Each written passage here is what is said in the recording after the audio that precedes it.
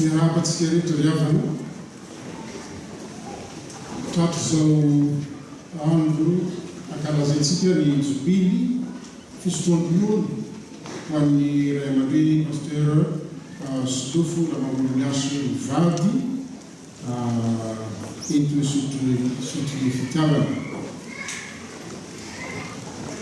Fifaliana ho ahy tokoa ny azoko mitondra miteny eto ary miara mankalaza amareo izany fotoana lehibe izany. Amiko dia tsy akiselasela ny atovavako eto amin'ity androandroany ity satria tamin'ny 2 Oktobra 2015 dia nasainareo aho hitondra ny teny tamin'ny fandraisan-tanana azy mivady teto eny ny fotoana lasa. Ary ny teny izay atao faneva izany fandraisan-tanana izany dia ao amin'ny Apokalipsy 4 manao hoe aoka ho mahatoky hatramin'ny fahafatesana ianao dia omeko anao ny saro-boninahitra fiainana. Apokalipsy 4 ny fahavalo. Mbola avy amin'ny boky ny Apokalipsy ihany 4 ihany koa no nandraisana ny teny faneva izao jobily zao dia ny hoe niverena amin'ny fitiavanao voalohany sady vavolombelonao tamin'ny natombohan'ny asa teto ary manatrika koa amin'izao famaraparanana azy izao esorana tompo zay koa aoka rahantsika mamaky ny teny izay nakala ny faneva izao jobily fisotroam-pinoana zao ny Apokalipsy 4 ndiny voalohany hatramin'ny fahafito ratitsika angarany tompo. Soraty ho amin'ny fiangonany ho amin'ny anjelin'ny fiangonana any Efesosy. Izao no lazainy nay mihazona ny kitana fito eny an-tanany ankavanana sady mandeha eo fovoan'ny fanaovanjiro volamena fito. Fantatro ny asanao sy ny fikanezanao aina sy ny faharetanao ary ny tsy fahazakanao izay mpanao ratsy. Ary ianao efa nizaha toetra izay milaza ny tenany apôstôly kanto tsy izy ary hitanao fa mpandainy izy. Ary manana faharetana ianao ka miaritra noho ny anarako sady tsy reraka. Kanefa mananteny aminao satria efa niala tamin'ny fitiavana voalohany ianao. Koa tsarovy izay nitoeranao fony tsy mbola lavo dia nibebaha ka manaova ny asa voalohany. Fa raha tsy izany dia ho avy aminao aho ka hamendra ny fanavanjironao hiala amin'ny fitoerany raha tsy mibebaka ianao. Kanefa izao no toetranao halanao ny asany Nikolaita izay halako koa izay manatsofina aoka izy iaino izay lazay fanahy amin'ny fiangonana izay maharesy dia averako hinana ny amin'ny hazonaina izay eo amin'ny paradisa an'Andriamanitra. Amen.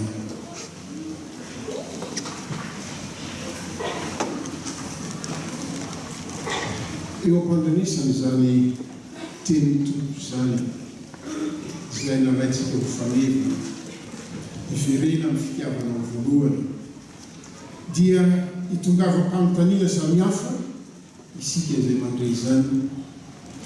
Ny fanontaniana anakiroa tonga ao an-tsaina avy hatrany dia ny hoe inona moa izany fitiavana voalohany izany.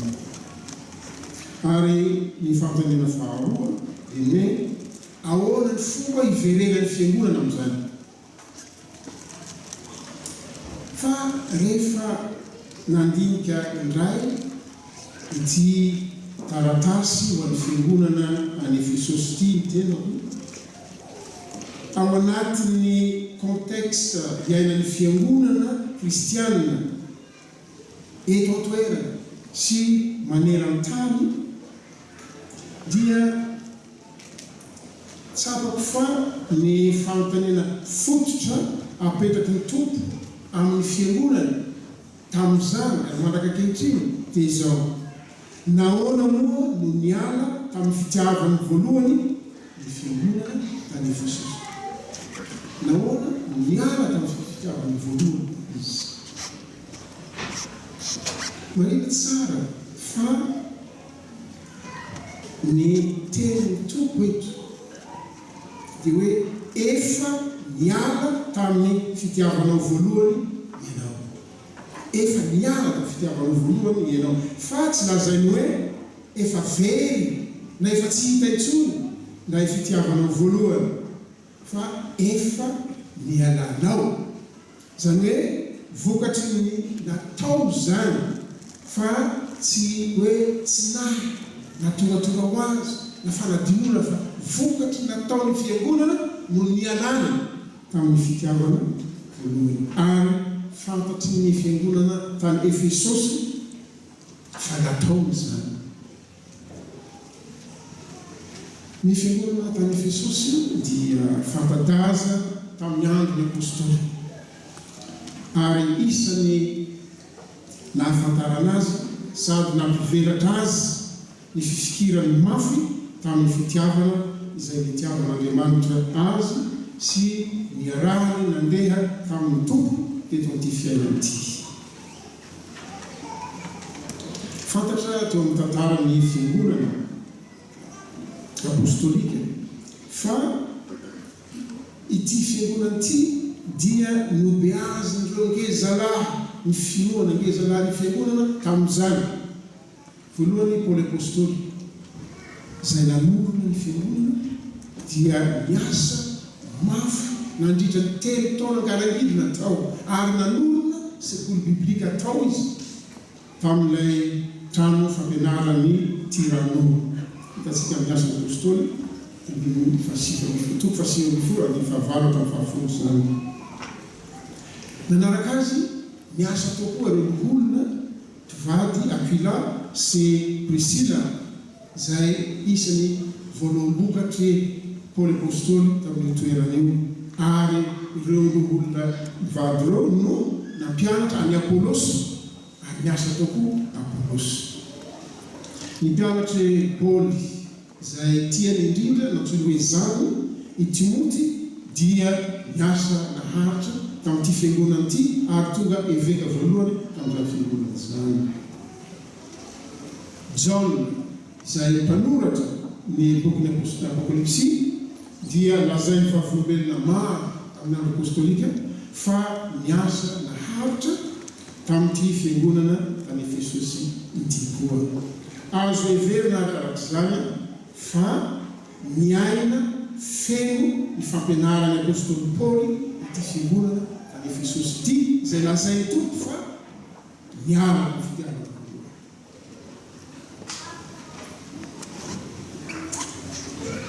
Voatahiry ao amin'ny hoantsika ao amin'ny epistily ho an'ny Efesosy izany fampianarana ny apôstôly zany.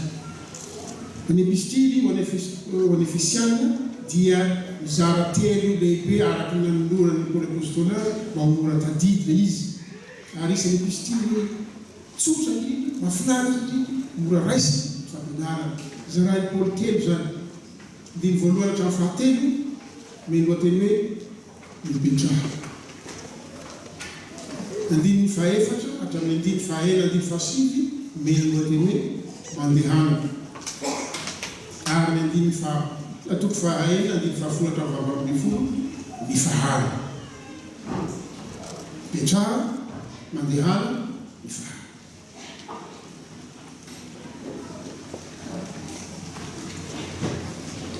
Eo fizarana voalohany hatramin'ny toko fahatelo, lazany Paoly ny itiavan'Andriamanitra antsika sy ny fidianany antsika fony sy mbola any fanongenana izao tontolo izao. Efesiana toko voalohany andiny fahaefatra.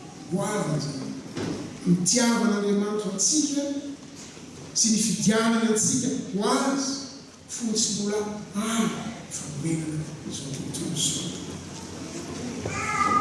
Lazainy koa arak'izany fa raha mbola maty fahadisoantsika isika dia nahavelona atsika niaraka tamin'ny Kristy Andriamanitra ary niarana tsangany sy niarana petrany any an-danitra niaraka amin'ny Kristy isika. Zay le lazao hoe mipetrahana. Premier point, mipetrahana. Satria efa napetrany any an-danitra niaraka amin'ny Kristy isika. Ary noho izany fahasoavan'Andriamanitra mamonjy izany dia ampitomboany fanahy masina aty anatintsika amin'ny fahafenoany rehetra, ny finoana, ny fahalalana ary ny fitiavana. Mifindra amintsika koa ny fitiavana satria miara-mipetraka amin'ny Kristy any an-danitra isika. Ary izany fitiavana mifindra amintsika zany, zay ny fitiavana voalohany. An'Andriamanitra izy voalohany indrindra ary mifindra amintsika ny fitiavana voalohany. Ny fizarana faharoa, ny toko fahaefatra hatramin'ny toko fahaenina andimy fahasivy dia ilazany apôstôly ny fiaraha-mandeha amin'ny Kristy Jesosy amin'ny fitiavana eto amin'ity fiainana misy antsika eto ity. Fa Kristy efa nipetraka any an-danitra tsy hoe miala sasatrany akory fa mandeha mamakivaky zao toy izao manorona ny fanjakan'Andriamanitra mandrakizay ary amin'izany no iantsony antsika hiara mandeha amin'ny fitiavana. Ary amin'izany raha mandeha amin'ny fitiavana zany dia mety ambara koa misy fizarana telo miara mandeha amin'ny Kristy amin'ny fitiavana ao amin'ny fiangonana. Ary amin'izany fandehanana ao amin'ny fiangonana zany dia hitana ny firaisana avy amin'ny fanahy masina. Miara mandeha amin'ny Kristy fizarana faharoa eo amin'ny izao tontolo izao, eo amin'ny fiarahamonina mitafy toetra vaovao mahazamika ny mazava ka handeha amin'ny fahamarinana sy ny fahatsiana dia amin'ny fahatsarana rehetra. Ary ny tapany fahatelo ambaran'ny Paoly dia mandeha eo amin'ny ankohonana ka mandeha amin'ny fahindrena ho fenoan'ny fanahy masina ka hanararaotra ny andro azo amin'ny rantsoa. Ka eo amin'ny ankohonana dia miaratra ny fitiavan'i Kristy ny ray, ny reny, ny zanaka, ny mpiara-miasa na ny anoto tamin'izany fotoana izany. Ny fizarana fahatelo izay lazainy hoe mifahara toko fahaenina andiny fahafolo hatramin'ny fahafolo ambin'ny folo dia ilazany apôstôly amin'ny fifaharana. Fifaharana amin'ny fanamboleny devoly sy ny fanapahany ratsy eny amin'ny tontolo iainan'ny rehefa miaradia amin'ny Kristy amin'ny fitiavana ny fiangonana dia tafily ilay ratsy ka tsy maintsy mitafy ny fiadian'Andriamanitra rehetra mba hahafaha fa ratsy zany lasa. Raha vakila ny lazay Paoly apôstôly eo izy hoe fahara ary tafily fiadian'Andriamanitra rehetra dia misy fiadiana fito samihafa ambara dia ny fahamarinana na verité zany, ny rary justice, fandriam-pahalemana avy amin'ny filazantsara na paix, ny finoana, ny famonjena, ny tenin'Andriamanitra, ny vavaka tsy mitsaraka. Ireo fiadiana voalaza Paoly apôstôly dia tandrify ny fiadiana entiny atao hoe garde prétorienne, iarovana ny manam-pahefana, tsy fiadiana enti manafika, tsy fiadiana offensive fa fiadiana défensive. Tsara marina izy rehetra ireo dia natao fifaharana mba ahafahana resiste amin'ny fanambolena devoly. Ka rehefa ampitahaina ireo fiadiana entiny fahatra ireo amin'ny fiadian'ny mazava izay fiadiana entina manafika araka izay ambaran'ny apôstôly Paoly ao amin'ny Korintiana faharoa ao izy miresaka ny amin'ny fiadiany mazava, fiadiany manafika zany. Korintiana faharoa toko fahaenina andiny fahaefatra sy fahafito ary Korintiana 10 dia 7 dia zao ny voamarika tsy voalaza eto amin'ity lisitra fito ity ny amin'ny fitiavana tsy mihatsara velatsy l'amour sincère ary azo dika misy sincère tsy misy savoka ny dikany sansira fanao ny mpanao asa tanana moa raha misy kiaka kely bitika kely any tsy mitsenana lasira io fa tsy tena asa feno zany fa asa misy savoka fa lazainy eto dia tsy fitiavana misy savoka fa fitiavana sansira sincère fitiavana mahinana matio zany ka zany fitiavana zany lazainy Paoly amin'ny Korintiana 2 ho herin'Andriamanitra entina miady entina manafika tsy hita amin'ilay entina mifaritra zany azo heverina fa rehefa miady hifaritra tokoa ny Efesiana tamin'ny fahavalo maro izay nanodidina azy dia toa mialany ny fitiavana izay norenany sy nampivelatra azy ny fiangonana apostolika fa nahery tokoa ny fanafiany devona ny fanaoleny ilay ratsy tamin'ny fiangonana tany Efesosy fa ity tanàna Efesosy ity dia nalaza fa amin'ny andro apostolika nalaza ho folobeny fivavahana tamin'ny Diana izay andriamanibavy Grika ary antsoiny Romana hoe Artemisa ka nisy tempoly lehibe folobeny zany fivavahana zany tao Efesosy ary tsy moatsika mamaky ny apôstôly tafasiny fa raha vao miditra tao ihany ny fampianarana kristiana nefa apôstôly Paoly dia nanao fitokonana poavana ny mpanaraka ny fivavahana Diana ary lazainy amin'ny asany apôstôly fa rehefa nanao fitokonana ireo dia niorakoraka nandritra ny adiny roa nanao hoe lehibe Diana ny Efesiana lehibe Diana ny Efesiana adiny roa velovelotona ary mety makivy oloan'olo fivavahana tsy zany ihany tsy zany fanoherany fivavahana sambo ity fiangonana vao miorina ity fa tao koa ny ady mpampianarana tamin'ireo apôstôly mpandainga izay tonga tany sy ireo evangelistra santoka izay nanao ny fivavahana kristiana ho fahazoam-bolana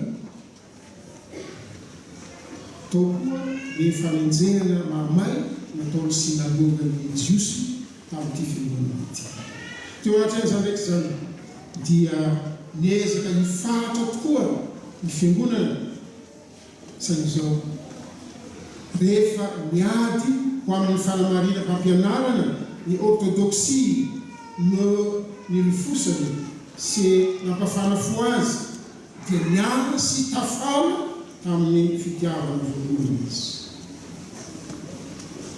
fitiavana ny mifaritra sy manolotra fahadisoana manetsika izay diso zany no lehibe tao aminy fa tsy miaina amin'ny fitiavana izay mitiavana Kristy azy izay nanao hoe tiavana fahavalonareo ary mivavahana fa izay manetsika anareo atito fadima mivevina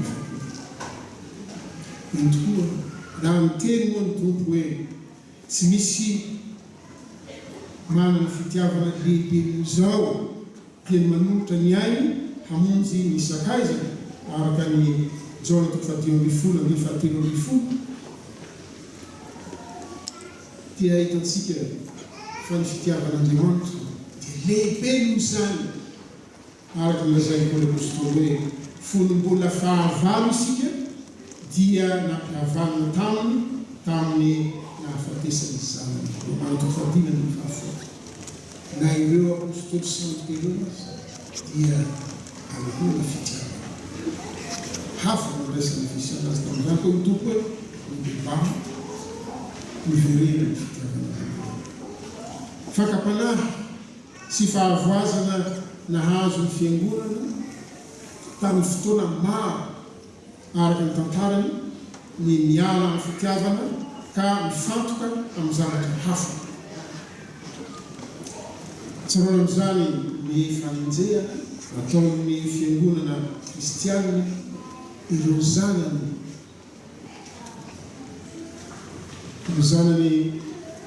mpialoha lalana ny réformation izay nomelohina sy novonoina noho ny fahazotoan'ireo hitory ny ten'Andriamanitra.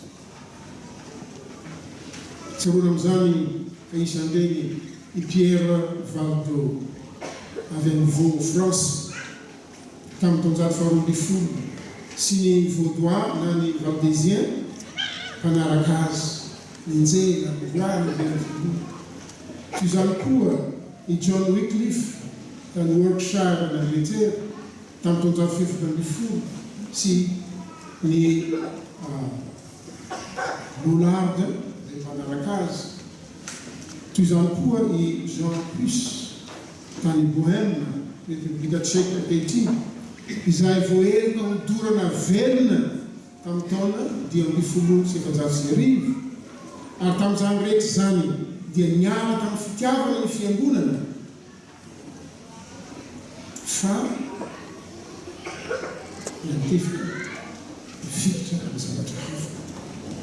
Na izany aza dia tadidintsika fa tamin'ny taona 5,700 sy 7,700 dia nanao fialantsiny ofisialy sy fifonana ampabe maso tany Prague ny Papa Jean Paul II noho ny famonoana amin'ny Jésus vera ny fitiavana voalohany.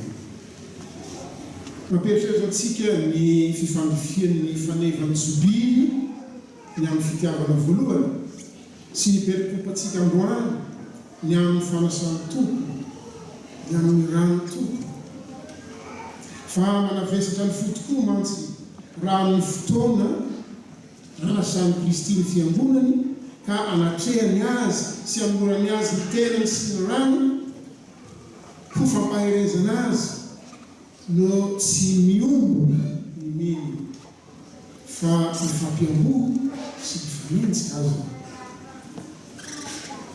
miala amin'ny fitiavana voalohany. Nahoana fantatsika fa hatramin'ny andro réformation dia ny filozofia fa tsy ny finoana ny fitiavana no nentiny mpampianatra ny fiangonana sasany nanamarina ny fampianarana momba ny fanasana tompo. Nalaza tamin'izany fotoana izany ny fiteny hoe ny voafetra tsy mahatondra ny tsy voafetra. Zay tamin'ny teny latiny hoe finitum non capax infiniti. Ary dia samy mitondra ny fampianarana tamin'izany ny rehetra anampisaka ny fiangonana. So ihany fa nisy nahazo taridalana tamin'ny fanahy masina ka nanao fa amin'ny filoana no andraisantsika fa ny teny izay manak'izay infinitum dia tonga nofo finity kanonina tamintsika. Zany hoe ny manak'izay ny tsy voafetra no mitondra ny voafetra. Koam'izany dia lazainy hoe infinitum est capax finity. Noho izany ny tena amandrany Kristy izay manak'izay infinitum io no mitondra ny mofo sy ny divay izay voafetra ka manatonany sy itoerany ao amin'ny mino sy iray amin'izany manak'izay mitondra ny voafetra izay. Izany nanaovany apôstôly hoe ny kapoaka ny fisaorana izay isorantsika tsy fiangonana amin'ny rano Kristy fa izany. Ny mofo izay vakintsika tsy fiangonana amin'ny tenany Kristy fa izany. Koa ny mino izay mandray any Kristy amin'izany izy manantona zany. Izy koa, ny mino koa dia tonga kapatra hiaina sy hizara ny fitiavan'i Kristy eo amin'ny fiangonana, eo amin'ny fiarahamonina, eo amin'ny ankohonana. Hoy ny tenin'izy tompony tamin'ny fiangonana mibebaha na miverena amin'ny fitiavana ka manaova asa tsy moatsika ny havana fa ny fitiavana izay tsy miseho amin'ny asa dia maty. Ary ny asa tsy misy fitiavana dia mahafaty ny maro. Tsarovy koa nefa fa tsy niady amin'ny fampianaran-diso ihany no mety mampiala amin'ny fitiavana voalohany, fa ny asa fanompoan'ny fiangonana koa azy. Raha tsy ampivavaka, raha tsy ampy fitiavana dia tonga projet d'église izay mampisaratsaraka no amin'ny fiangonana ary tsy ahitana ny tompo. Havana efa napetraka Andriamanitra rainao any an-danitra ianao amin'izao miteny izao. Ary lazain'i Paoly amin'ny Korintiana toko 7:7 efa miaraka petraka ao Kristy ao an-danitra, efa ao amin'ny disque dur an'Andriamanitra izay tsy misy virus. Ao efa misy ianao izao. Nefa misompo ianao hiara diavina eto amin'izao tontolo izao.